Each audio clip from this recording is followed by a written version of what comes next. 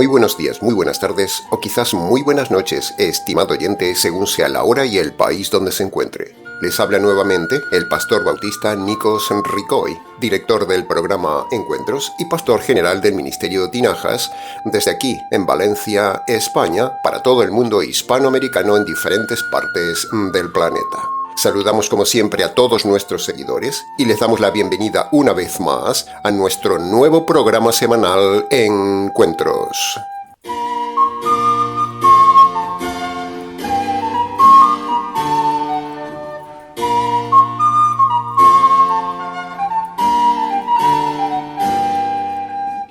Cuenta la historia que Enrique VIII fue rey de Inglaterra desde su coronación en el año 1509 hasta su muerte en el año 1547, o sea, hace muchos años. Entre los hechos más importantes de este rey de Inglaterra que queremos destacar en el día de hoy para nuestro mensaje, sobresalen dos. El primer acontecimiento importantísimo de este rey fue su rotura y separación total de la Iglesia Católica, cuando el Papa Clemente VII no le quiso dar la nulidad matrimonial de su esposa Catalina de Aragón. Entonces el rey, enojado, en represalia y por su cuenta y riesgo, decidió separarse y romper totalmente con la Iglesia Católica. Y no solo eso, sino que se autoproclamó jefe supremo y cabeza de la actual Iglesia Anglicana, y así poder divorciarse de su esposa. El segundo punto importante a destacar en la vida de Enrique VIII de Inglaterra fue que se casó 6 veces. Sí, ha oído bien, 6 veces. Y ahí es donde nos centraremos a continuación.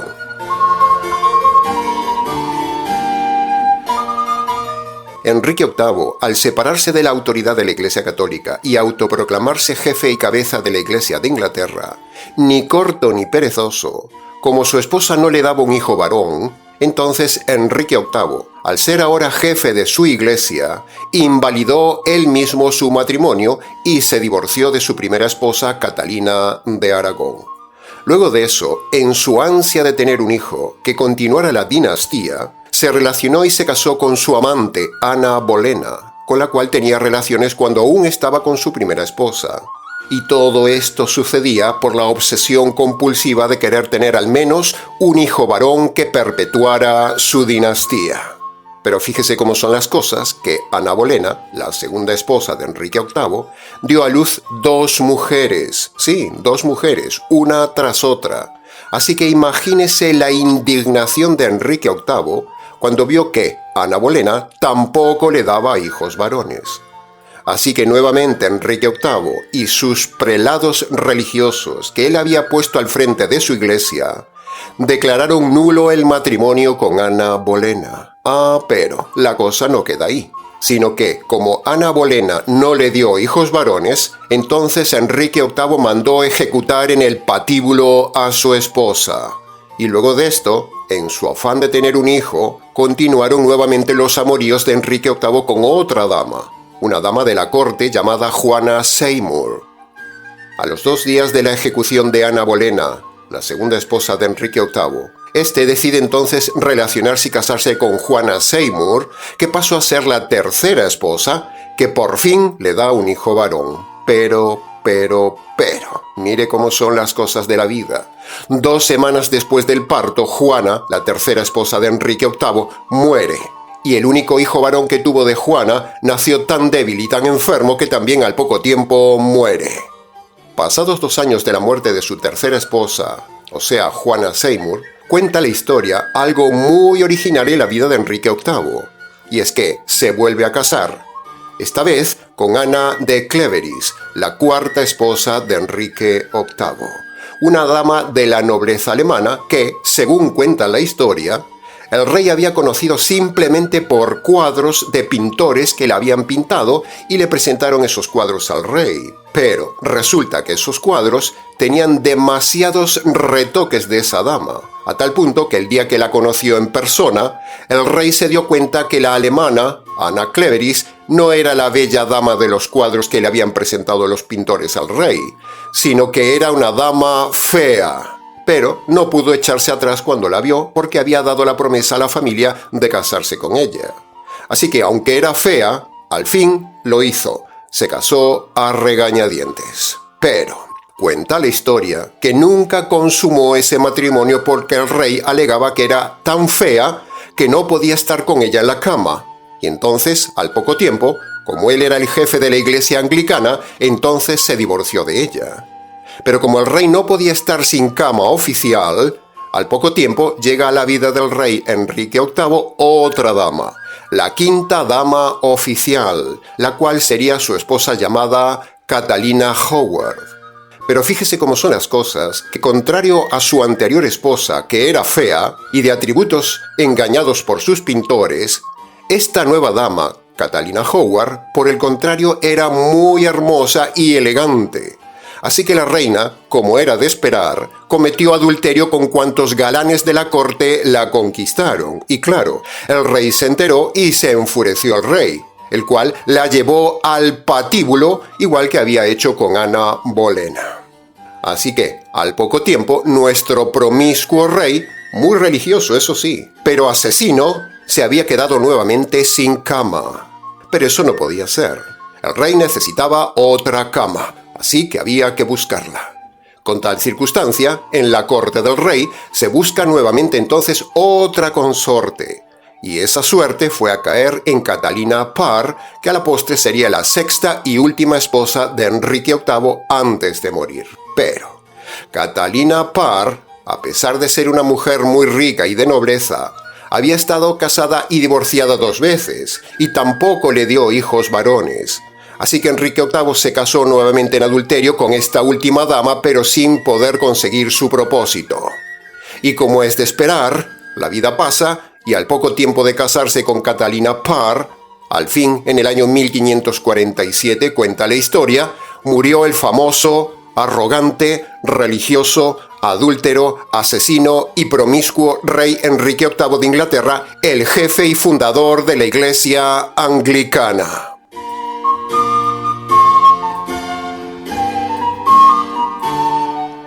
En resumen, estimado oyente, ¿por qué hemos relatado todo este extenso historial de Enrique VIII, rey de Inglaterra? ¿Por qué? ¿Por qué nos hemos tomado tantos minutos del programa para hablar de este hombre? Inmoral toda la vida, de doctrina errada, un rey que cometió pecados de divorcio varias veces, cometió incesto con Catalina de Aragón porque era esposa de su hermano, un rey que intentó asesinarla pero no pudo porque el pueblo amaba a Catalina de Aragón, pero al menos lo intentó. Por cierto, Catalina de Aragón era española.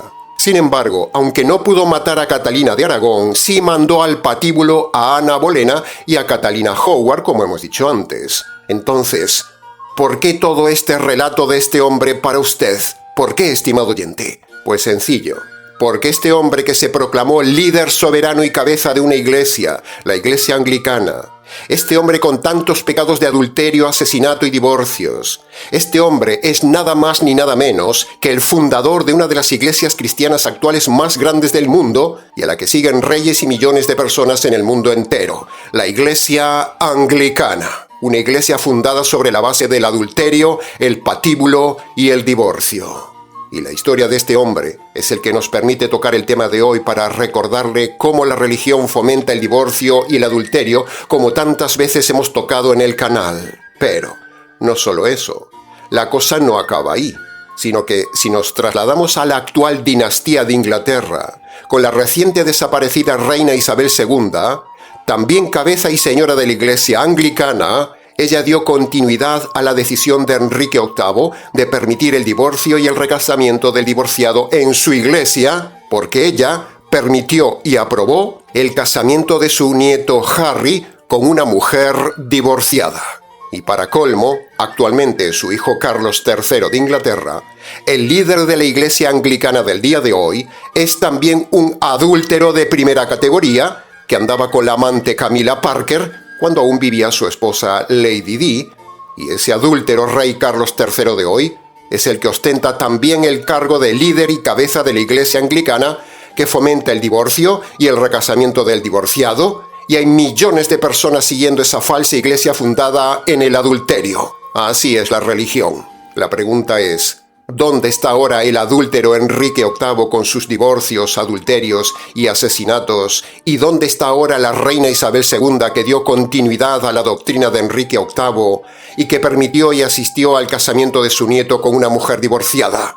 ¿Dónde están ahora estos reyes? Así es la religión, estimado oyente. Así es la religión y el poder. Siempre aliados, inmorales y solo buscando sus intereses, yendo en contra de la doctrina bíblica. La Iglesia Anglicana actual está fundada sobre el adulterio de Enrique VIII. Ahora, aunque hemos tomado la fundación de la Iglesia Anglicana como catapulta para tocar y denunciar el tema del divorcio y el adulterio del divorciado recasado, no menos cierto es que también la Iglesia Católica tiene sus propias aberraciones de promiscuidad de sus líderes en sus sacerdotes, obispos y papas, y permite el recasamiento del divorciado. Como todos saben, incluso papas tuvieron hijos por todos lados. La Iglesia Católica es una iglesia arrogante que permite la nulidad matrimonial y el recasamiento de esos casos que ella anula. La falsa Iglesia Católica está fundada también sobre la perversión, la herejía y la inmoralidad de sus líderes, una iglesia falsa fundada sobre doctrinas y dogmas contrarios a la palabra de Dios. Y también millones de personas en ella son cómplices de sus doctrinas falsas, como el tema del divorcio y el recasamiento del divorciado.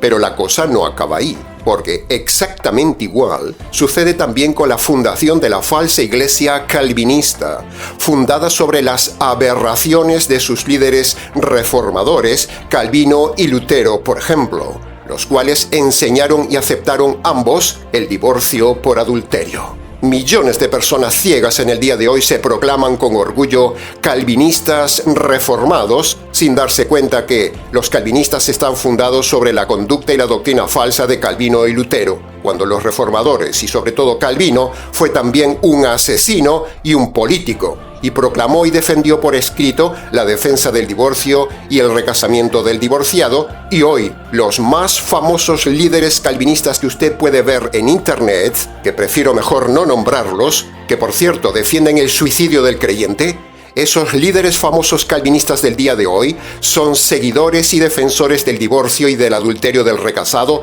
tal como enseñó Calvino y Lutero. Sobre esa base está fundada la iglesia calvinista del día de hoy. Los calvinistas están fundados también sobre el divorcio y el recasamiento del divorciado, o sea, aprueban el adulterio. Esta es la iglesia calvinista, otra iglesia adúltera. Pero no menos perversos son también los adventistas, cuya diosa y fundadora de esa secta es la profeta Elena White, que en sus escritos dice que por adulterio se puede uno divorciar. En su libro El hogar cristiano, capítulo 56, apartado 5, dice textualmente esta falsa profeta: Dios indicó que hay una sola causa por la cual una esposa puede abandonar a su esposo o éste pueda dejarla a ella, y esa causa fue el adulterio. Como usted puede ver, los adventistas también están fundados sobre la base del divorcio y el adulterio por recasamiento. Lo mismo podemos decir de otras iglesias, pero se nos haría el mensaje muy largo. ¿Se da cuenta del panorama que tenemos en las iglesias mal llamadas cristianas, estimado oyente? Y por eso estamos aquí para proclamar que todas estas iglesias son adúlteras, y lo hemos demostrado en nuestras más de 35 conferencias virtuales y radiales que tiene usted en la zona de listas de reproducción del canal. Todas estas sectas y religiones, por el solo hecho de defender la doctrina del divorcio y del recasamiento del divorciado por adulterio, todas están perdidas, todas son falsas, y toda persona que esté asociada a esas iglesias está pecando de complicidad y le espera la condenación eterna. Todo católico, anglicano, calvinista, adventista, presbiteriano, pentecostal, unicitario, judío, rabino, bautistas liberales, mesiánicos, testigos, mormones y más ralea de lobos que hay por ahí, todos defienden el divorcio y el adulterio por recasamiento del divorciado. Cada semana millones de personas ciegas son guiadas por estos líderes ciegos, inmorales, herejes y perdidos.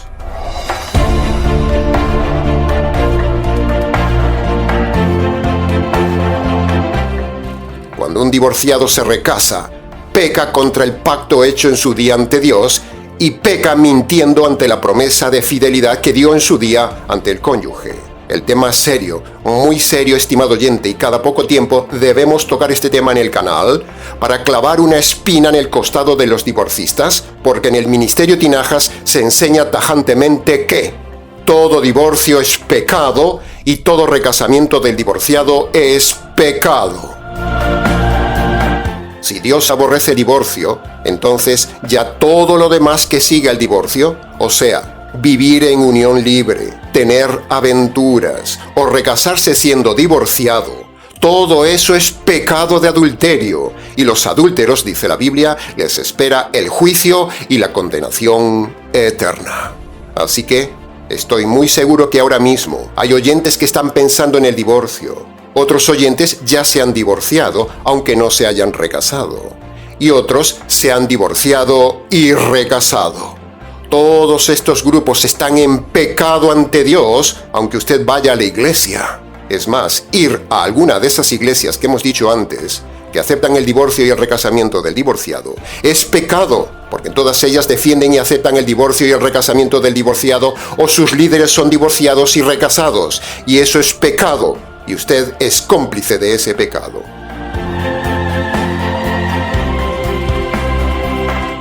Me pregunto si la gente anglicana se habrá parado a pensar en esta aberración que hizo el rey Enrique VIII, que es el líder de su iglesia. Me lo pregunto.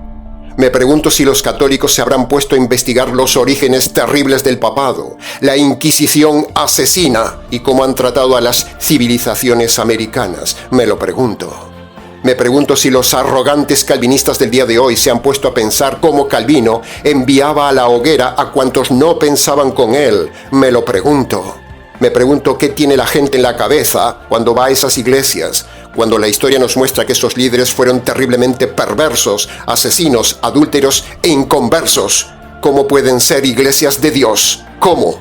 Entonces aparecerá el típico necio que nos dirá: pastor, no hay que mirar a los hombres, sino que hay que poner la mirada en Dios. Sí, pero el problema, estimado necio, es que esos hombres no nos dejan ver a Dios correctamente, y esos hombres distorsionan el verdadero carácter y doctrinas de Dios y son un impedimento para ver el verdadero Dios. Así que, argumento derribado. Esos asesinos y adúlteros líderes, como en los tiempos de Jesús, impedían a la gente llegar a Dios. Jesús mismo los trató de asesinos, herejes ciegos y perdidos. Y nosotros decimos lo mismo. Tanto la Iglesia Católica como la Iglesia Anglicana, como la Iglesia Luterana, la Iglesia Calvinista, los testigos, los mormones, los presbiterianos, los pentecostales, los bautistas liberales y los adventistas, entre otros muchos, tienen orígenes funestos de muerte, asesinato, profecías falsas. La gente es vulgar, la gente es necia, la gente es ignorante, y morirán por ello, dice la Biblia. Mi pueblo perece por falta de conocimiento. Por seguir a estos líderes de pésima conducta que nosotros denunciamos constantemente. Alguien tiene que clamar sobre este tema del divorcio y del adulterio por recasamiento en este desierto virtual, estimado oyente. Alguien tiene que denunciar el galopante tema del divorcio y alguien tiene que decirle a usted, estimado oyente, que si usted está divorciado, ha pecado, tanto por poner el divorcio como por firmar el divorcio. Ambas cosas son pecado. Alguien tiene que decirle a usted, si está divorciado y tiene una relación con alguien, aunque no se haya casado, usted está en infidelidad, está en pecado. Alguien tiene que decirle que si usted está divorciado y vive en unión libre, usted está en adulterio, usted está en pecado. Alguien tiene que decirle que si usted era divorciado y se ha recasado, usted está en adulterio, usted está en pecado. Alguien tiene que decirle que si usted ha puesto una demanda de divorcio, ha pecado. Y si aún no salió la sentencia, corra mañana mismo a anularla, a revocarla y a quitar esa demanda de divorcio porque es pecado. Alguien tiene que decirle que si usted está pensando en divorciarse, quítese esa idea de la cabeza y quédese solo. Y alguien tiene que decirle que si usted tiene un pastor divorciado y recasado, o está en una iglesia que defiende el divorcio y el recasamiento del divorciado, márchese de ese lugar, porque le están llevando a la condenación y usted se hace cómplice de esos pecados.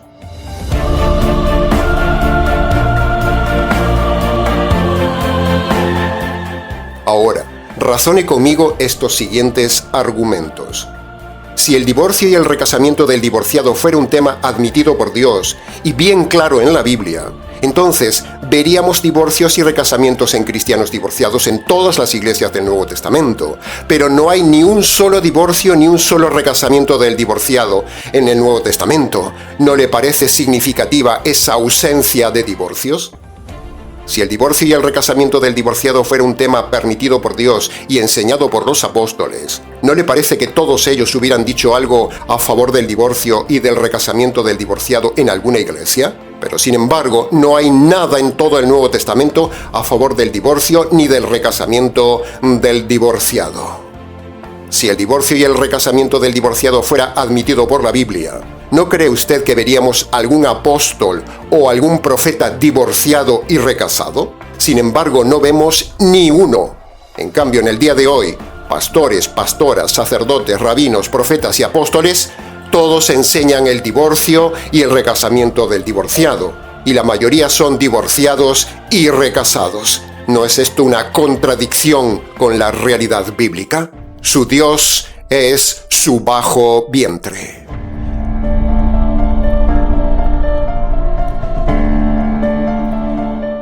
Si una persona se ha casado con quien no debía y luego el cónyuge malo se va con otra persona y comete adulterio, el supuesto inocente no puede divorciarse ni recasarse. Primero porque el divorcio es pecado y segundo porque aunque se alegue que es por adulterio del otro cónyuge, usted tiene vigente su pacto ante Dios y su promesa de fidelidad ante su cónyuge malo, que no se anula aunque el cónyuge malo haya sido adúltero. Hemos dicho esto 1000 veces en el canal, pero es necesario repetir este tema cada poco tiempo debido a la galopante plaga del divorcio y recasamiento del divorciado en las mal llamadas iglesias de hoy. Escuche bien esto, estimado divorcista. Fornicación no es adulterio como dicen los divorcistas. La palabra fornicación en la Biblia nunca es adulterio. Son dos conceptos diferentes. Siempre son pecados diferentes, aunque sea pecado de sexualidad, pero Dios los considera diferente pecado. En Mateo 19:9, cuando se habla de fornicación, se refiere a uniones fornicarias tipo casamiento de incesto o casamientos homosexuales. Eso es fornicación en el texto de Mateo 19:9, la única causa de divorcio. Es decir, si alguien se casó civilmente ante la sociedad en un casamiento incestuoso o en un casamiento homosexual, ahora debe decirle a la sociedad que esa unión fue pecado y por lo tanto públicamente debe divorciarse de su pareja incestuosa o de su pareja homosexual. Esa es la única excepción para el divorcio y Jesús lo llama fornicación, o dicho en otras palabras, una unión fornicaria, perversión ante Dios. Los pastores falsos dicen que fornicación es igual que adulterio, pero si eso fuera así, Jesús hubiera usado la palabra adulterio en Mateo para la excepción, porque él conoce la palabra adulterio. Sin embargo, en el versículo 9, él hace un giro y para la excepción usa la palabra fornicación, no usa la palabra adulterio para demostrarle a los necios divorcistas que fornicación no es adulterio, sino que ahí fornicación se refiere a uniones ilícitas tipo incesto, bigamia o matrimonios homosexuales. La justicia y la ira de Dios caerá sobre todo pastor, pastora, sacerdote o rabino que engañan a miles de personas enviándolos a la condenación eterna por alentar el divorcio y el recasamiento del divorciado, siendo que es pecado. Ahora nos preguntamos, ¿por qué hay tanto divorcio y tanto fracaso matrimonial con el consiguiente recasamiento y adulterio? ¿Por qué? Pues sencillo, estimado oyente. En el equipo de trabajo del Ministerio Tinajas, en todos estos años, hemos llegado a la conclusión contundente que el divorcio se produce porque todo empieza por haber tenido un noviazgo con la persona equivocada. Entonces, por eso el matrimonio fracasa y luego termina en divorcio. Por eso trabajamos tan intensamente en el Ministerio Tinajas, para así dar consejo correcto, para que las personas no estropeen sus vidas metiéndose en un noviazgo equivocado. En el Ministerio Tinajas enseñamos y damos clases en 3 áreas fundamentales de la vida de las personas. Preste atención. Primero, a los que están en noviazgo o piensan entrar en noviazgo, les enseñamos las alarmas y los filtros bíblicos para no elegir una persona equivocada. Segundo, a los matrimonios fracasados, les enseñamos los roles bíblicos que Dios ha dado para restaurar el matrimonio. Y tercero, en el Ministerio Tinajas enseñamos la mejor tesis de la red con las contundentes 5 razones bíblicas por las cuales el divorcio y el recasamiento del divorciado es pecado. Y las tiene en la zona de listas de reproducción en la sección del divorcio, o puede solicitarlas al correo del ministerio y se las enviaremos.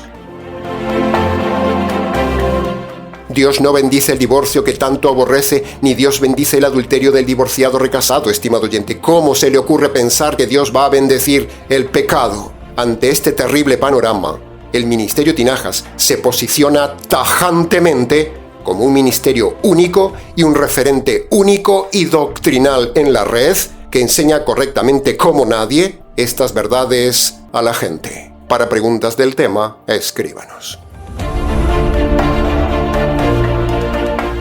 Ahora, habiendo expuesto claramente el tema y llegados entonces al final del mensaje, solo nos queda redirigir una vez más el tema de hoy al punto central que debe llegar siempre todo predicador con estos temas.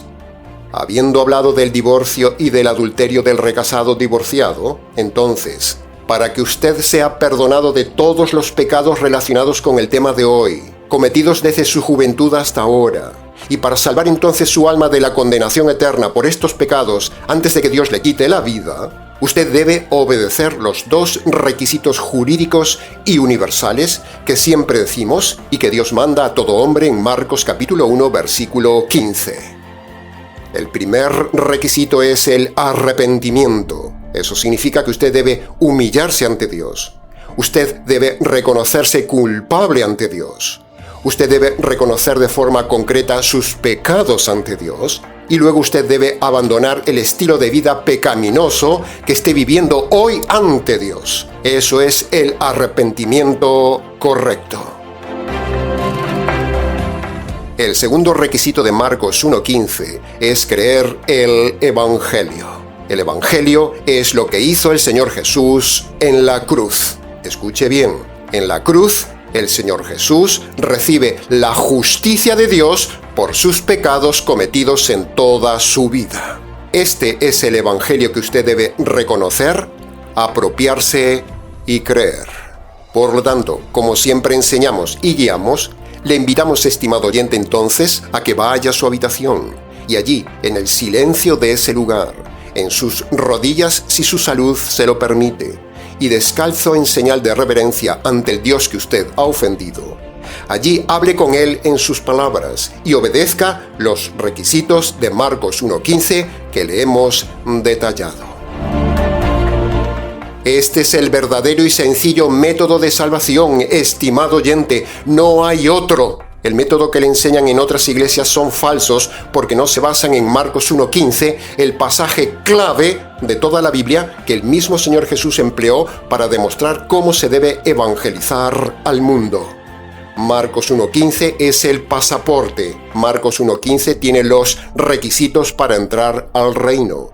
Marcos 1:15 es la clave de oro de cómo se perdonan los pecados y cómo se salva su alma de la condenación eterna.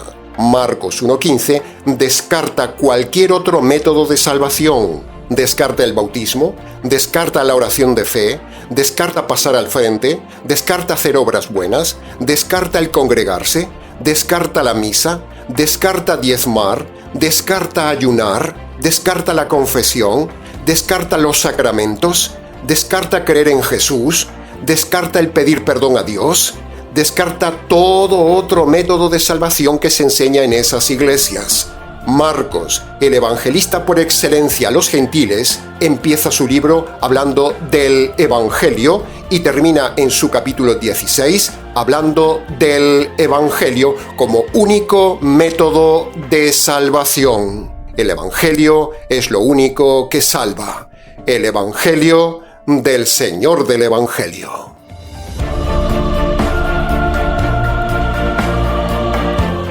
Bien, se nos ha ido una vez más el tiempo, estimado oyente. Hasta aquí con el mensaje del día de hoy. Mucho más se pudo haber dicho del tema, pero con lo dicho fue suficiente para su enseñanza, recordatorio y reflexión. Para preguntas del tema, si quiere, escríbanos. ministeriotinajas@gmx.es.